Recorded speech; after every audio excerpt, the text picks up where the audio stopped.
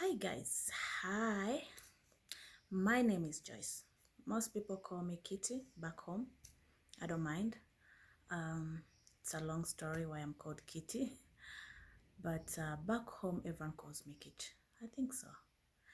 Anyways, this is my very first video on my YouTube channel, and I'm so happy to be here. So I wanted to share more about my journey moving from Rwanda to Nairobi to Kenya. So a lot has happened. It's been now 5 years. Still, I don't speak Swahili, but I can hear like 40%, 20%. Yeah, I think I can know when someone is talking about me. Yeah. Anyways, so I've been thinking of sharing my story, being in a foreigner, you're a new mom, a wife, So it's quite something exciting and challenging at the same time.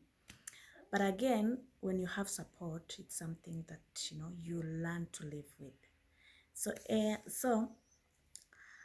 I came in Kenya in 2020.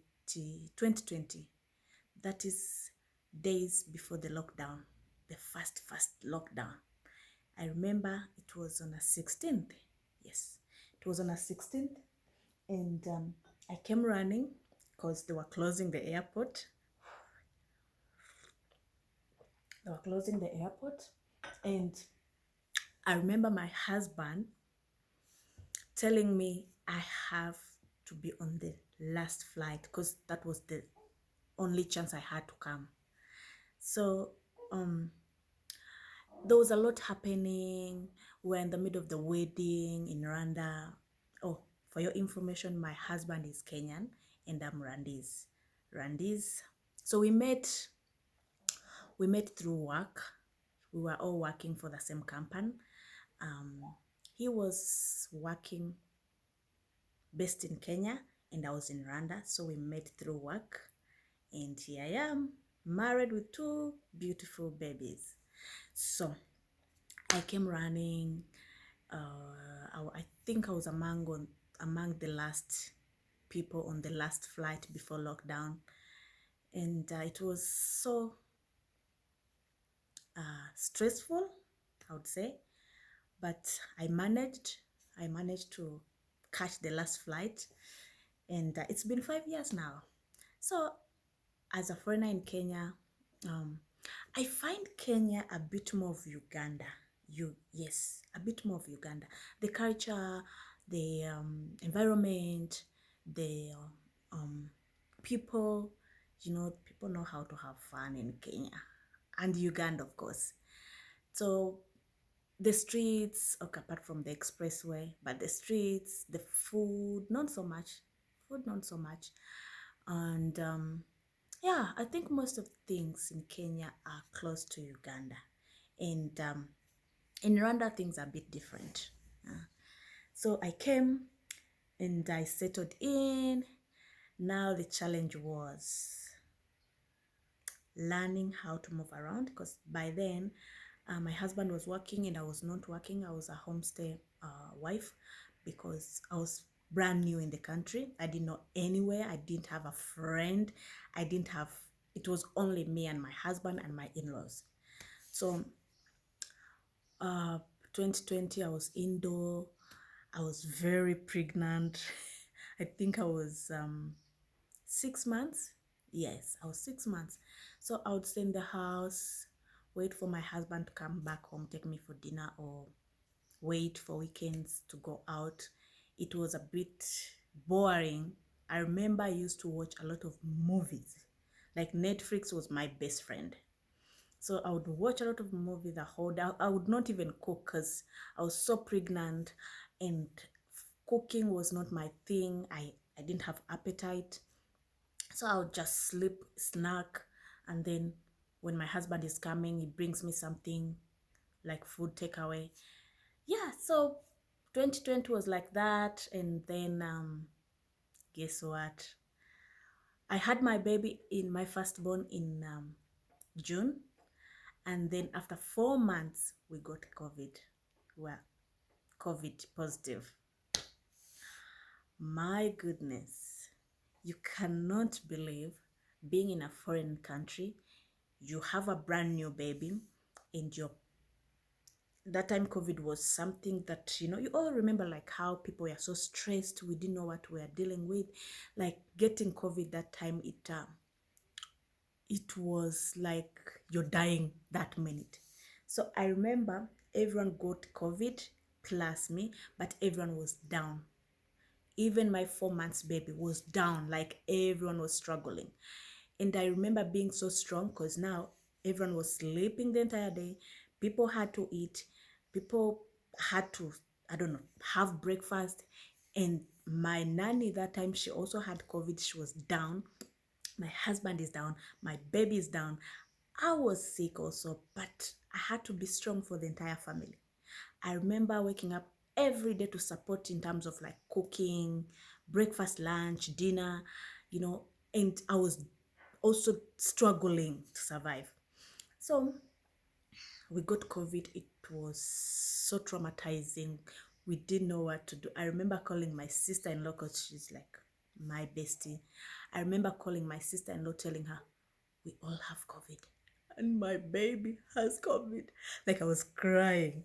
And then my sister-in-law was so scared, like a 4 months baby having COVID.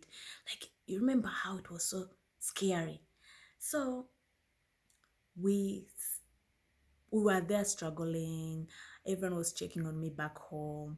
They were calling me almost every second, and I was crying every time they call me. I was crying. I thought I was going to die in this country or what. It was just, those scary moments in my life. So, anyways, COVID came, COVID went, and we I started after COVID. I started like I was like I need to know my way out in this country. I cannot just sit indoor every day. And one of the things that I love doing is I love driving. Like when I'm stressed, when I have something on my mind, I love driving. I always take a drive anywhere without a plan, without a direction. I just drive. So I told my husband, I remember my husband had a car. It was a manual car. So I told my husband, I need a car. I need a car. I need to start driving around. There's no way I can stay indoor. Now that was 2021. There's no way I can stay indoor. I'm so done with indoor. So I started driving around slowly on more especially on Sundays. I would drive around, da da da. So with time I learned. And then one time there's this incident that happened. I remember I was coming from Parklands, going home because that time we were staying in Upper Hill, going home, and reaching how is it called? Is it Kenyatta Avenue? Reaching Kenyatta Avenue, there was too much jam. We were like not moving at all, and it was around 6:30, close to 7. I remember being there stuck like for 40 minutes, not moving at all. And then this street guy comes, a small boy like 14 years, 13 years, comes, tells me, requesting for money. And then I didn't have money, I didn't have cash with me. So I told him, boss, in English, boss, I don't have money. And then he was like, please, please, like insisted. And I'm like, I really don't have anything. So he looked at me and I started getting scared. The way he looked at me, I was like, huh? Okay, what's happening here? I was like, he can't do anything. We're in the middle of the jam and everyone is watching. What can he do? Nothing.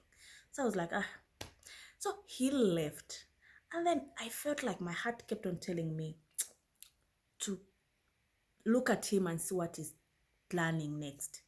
So I kept on looking at him, wondering, because he looked like he was planning something for me.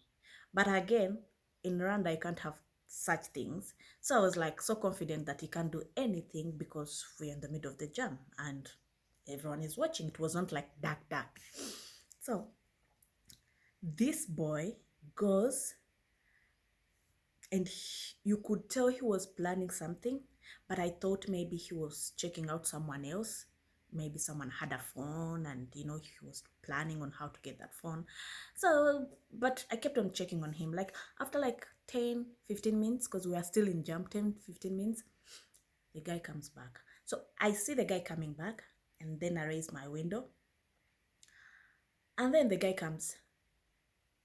You know what he did? He went now on the driver's side. He went on the driver's side. He got the side mirror. He started removing the mirror itself, like professional. He removed it. And then he was talking to me in Swahili, saying, I could not understand every word he was saying, but I could pick what he was trying to tell me. Like, now that you've refused to give me money, let me take this. I sell it, I get money to eat. I swear that's what he meant, and that's how it sounded. And remember, I'm still in jam. So as he removes the mirror, like everyone is looking at him, but he's talking to me. People on the other side cannot see what he's doing. Like he was doing it in a professional way, and no one could tell that he was stealing from me. So this guy takes my mirror. I started hooting. It's like a call of help, asking for help, and people were just looking at me like I'm a mad woman, you know. So I kept on hooting, looking for someone to come and help me out because, it was too obvious that was a street boy.